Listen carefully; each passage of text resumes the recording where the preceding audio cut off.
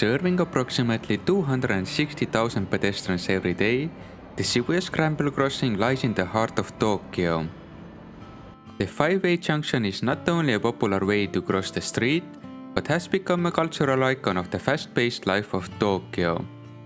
Shibuya Crossing's widespread fame has led to it appearing in tons of games, anime, TV series, movies, and other media. In fact, Shibuya Crossing is so popular that there's a replica of it built in a studio somewhere, with the sole purpose of renting it out for movies and photoshoots. Surrounding the Shibuya Crossing is of course Shibuya itself, a bustling metropolis ripe for stories ranging from romance to street racing to world-threatening disasters. Which is what finally brings us to Ghostwire Tokyo. Set in Shibuya, our protagonist Akito is on his way to visit his hospitalized sister when he gets into a seemingly fatal motorcycle accident. Miraculously, he wakes up completely unscathed, except for some stinky gas pouring out of his right eye and hand.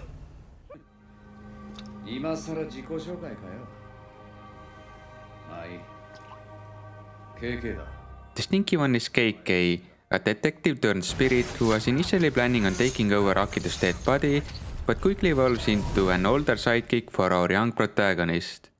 Furthermore, Shibuya has turned into a Silent Hill-esque nightmare, with monsters sprawling the streets and thick fog enveloping the whole area. The duo sets off into otherworldly Shibuya with two goals in mind: to save Akito's sister and to uncover KK's arch enemy, the man in Hanya mask.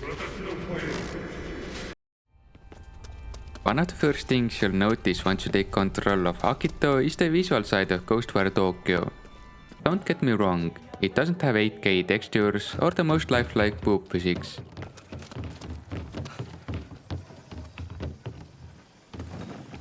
It's not a masterclass by virtue of technology, rather it is an artistic marvel.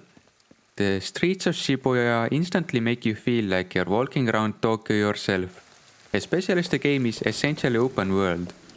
The attention to detail is crazy. From the narrow streets lined with tall buildings, the endless vending machines, the convenience stores, the cars and bikes, some random shrines nested between buildings, the Shiba Inus.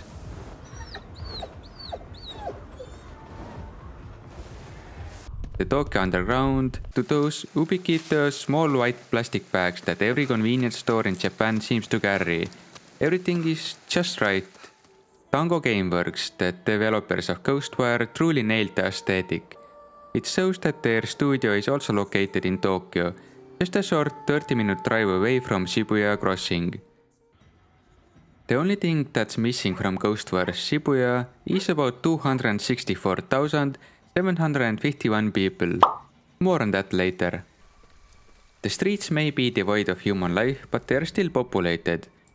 Various spirits inspired by Japanese folklore wander about, and they're angry at you personally. The most common enemies are Japanese businessmen and schoolgirls. I guess the Japanese might as well be spirits with the work-life balance they get.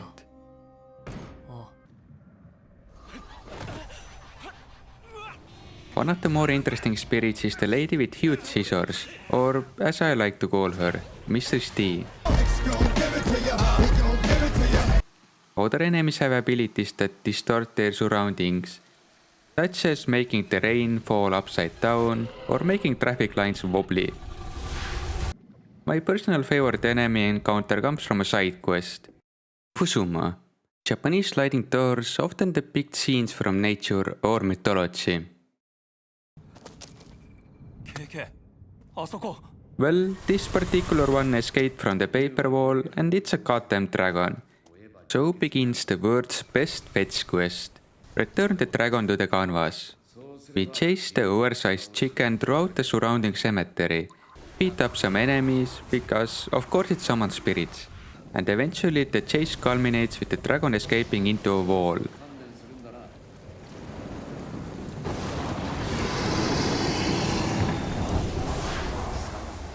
We beat up some more baddies while the background looks like a Finnish metal band album art and finally seal the dragon up.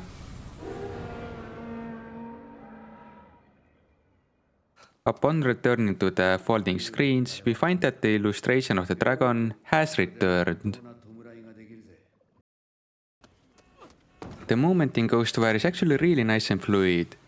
Basic actions like running, dodging, climbing and gliding all feel really nice and responsive.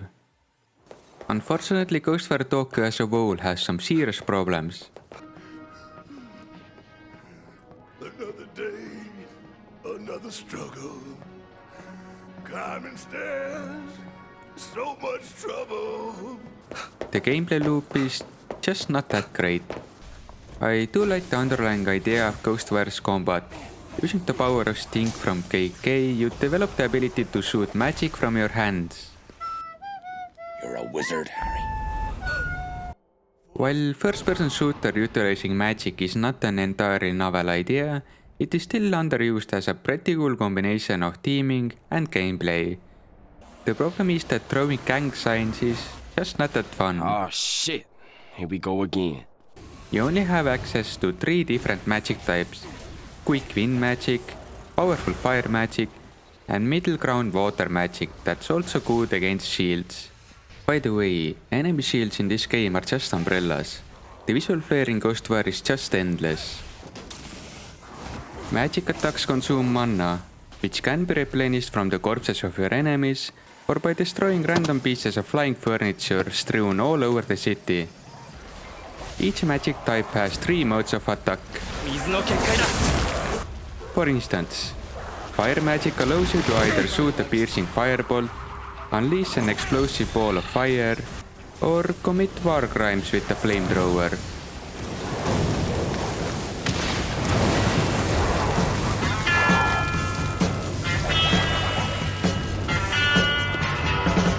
The problem is that mana is limited, and the charge attack always offers the highest damage per used mana.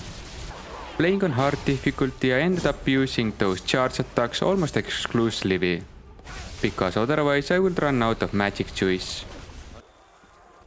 Talismans are gadget-like consumables that stun enemies or replenish mana among other uses. This is a bit of a me problem, but since they are consumables with a pretty low maximum cap, I avoided using them in case I needed them later. Oh. If magic is not your thing, you could give hand-to-hand combat a try. Although, bear in mind that you're no one-punch man, so its effectiveness is very limited. You also have access to a shield of your own, which sadly is not an umbrella, but it allows you to parry enemy attacks if you have that From Software itch in you.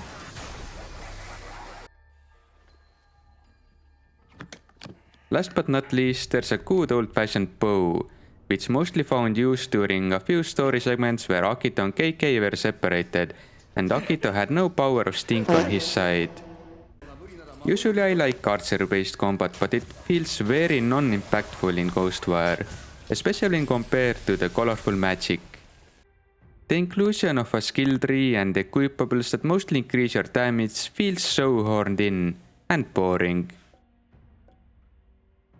Since enemies often tank many hits, especially on harder difficulties, the combat ends up being mostly about backtracking, dodging a few attacks here and there, and just barraging the enemies with whatever magic you can spare.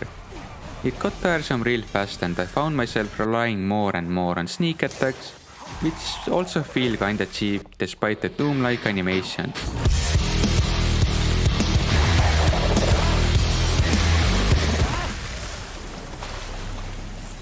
Speaking of sneak attacks, Ghostwire Tokyo borrows heavily from Ubisoft's open world design, which should be a red flag for anybody who is not a checklist enthusiast.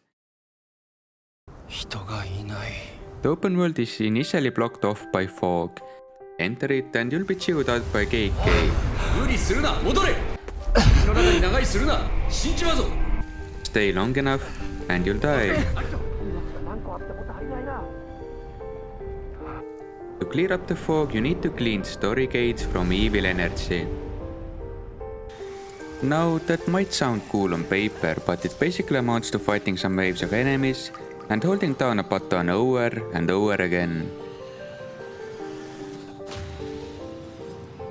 31 times in total if you want to open up the whole map. although about half of it is optional. You do have tons of other stuff to do in the world, but most of it ends up being pointless. Nico, it's Roman. Let's go bowling. You have 52 Chiso statues to pray to increase your maximum amount of mana. There are 28 KK's investigation notes to find, which add some backstory and are relatively interesting. You can also find 123 relics, which is a collection of semi-random Japanese items that you can trade to merchants. These merchants, of course, being floating cats dressed in traditional Japanese clothes. Cash it as wares, if you have coin. Not a bad gimmick, but these cats are everywhere, and they can only meow at you. Cats can't talk after all. The real-life Shibuya might be filled to the brim with people, but the in-game version of the city is a ghost town. The good people of Shibuya were spirited away during the intro scene, leaving behind only their clothes.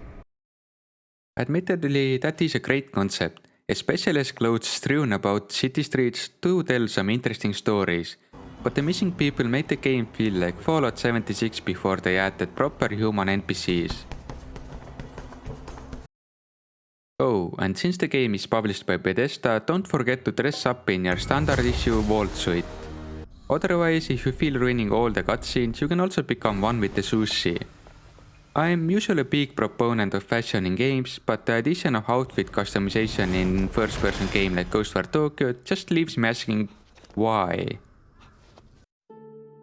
In total, 264,751 people were spirited away, which is about the population of Shibuya. Of course, you personally need to save each and every one of them, and by that I mean you need to give them a good suck into paper charms, usually a few hundred at once. Some of the spirits need to be unlocked via a pattern tracing minigame first. Others are being bullied. They are locked away in boxes, so you need to defeat a few waves of enemies to save them. None of them are interesting in any way whatsoever. You can transfer the spirits back to reality by telephone, rewarding you with a few peanuts and a line or two of dialogue if you are lucky.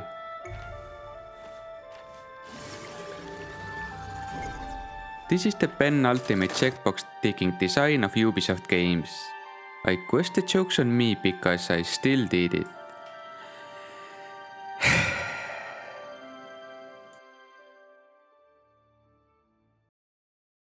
The main story of Ghostwire is fine.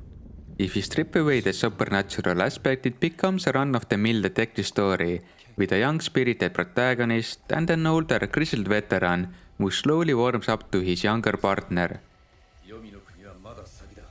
The main character Akito is looking for his sister, but I spent most of the game not giving a damn about her.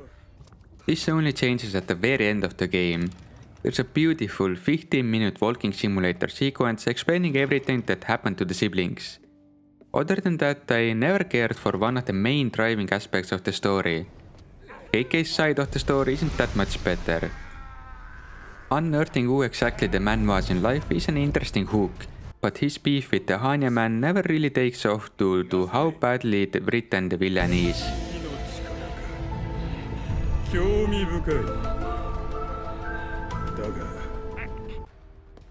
There were a few mild twists in the story to spice it up, but I feel like it never amounted to anything interesting or even emotional, other than the sister's conclusion.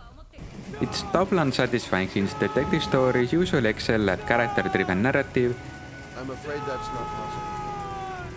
and supernatural stories often have a solid conclusion that really makes you think.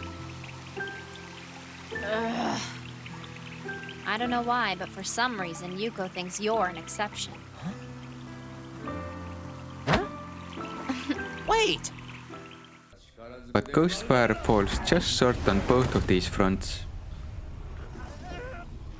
The most memorable parts of the game for me were the side quests.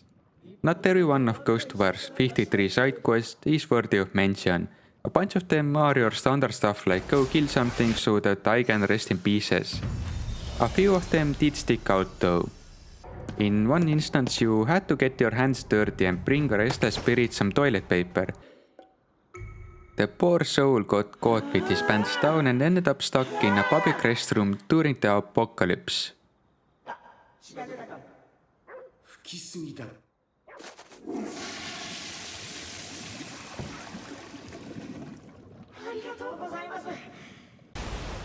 Despite Ghostwire's spooky central themes, the game is usually pretty light on horror elements. This gets flipped on the head during the largest side quest, which takes place at a school. If you're at all familiar with Japanese horror tropes, this should give you a few ideas of what to expect.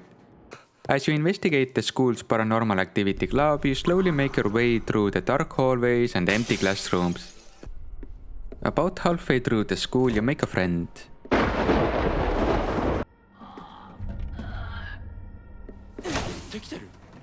An anatomical model that seems to follow you around the school, but only if you're not making eye contact with it. This makes for some intense moments of looking back and seeing some cursed movement just around the corner. You know what to expect, I know what to expect, we both still need a new pair of pants.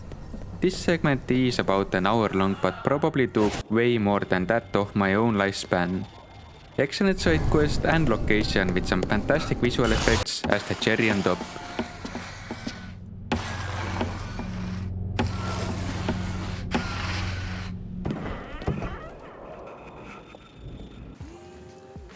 All in all, Ghostwire Tokyo is a mixed bag. Visually and thematically there are almost no flaws. Exploring either the streets or the buildings of a spirit-infested Shibuya is a fantastic way to spend time. On the other hand, playing the game tells a different story. The combat gets repetitive fast, and the Ubisoft approach to game design makes the whole package worse than it should have been. The game really is at its best in focused segments like the school or the Dragon Cemetery. There are some really interesting themes weaved into the story, such as there being a hospital ward on the 4th floor, which is a big no-no in Japan due to the number 4 sounding like death. I ignored most of the collectibles and finished the game in 20 hours, so it's relatively short for an open world game. Overall, I'll still recommend giving the game a try if you're into Japan, detective stories, or just really like running around doing pointless tasks.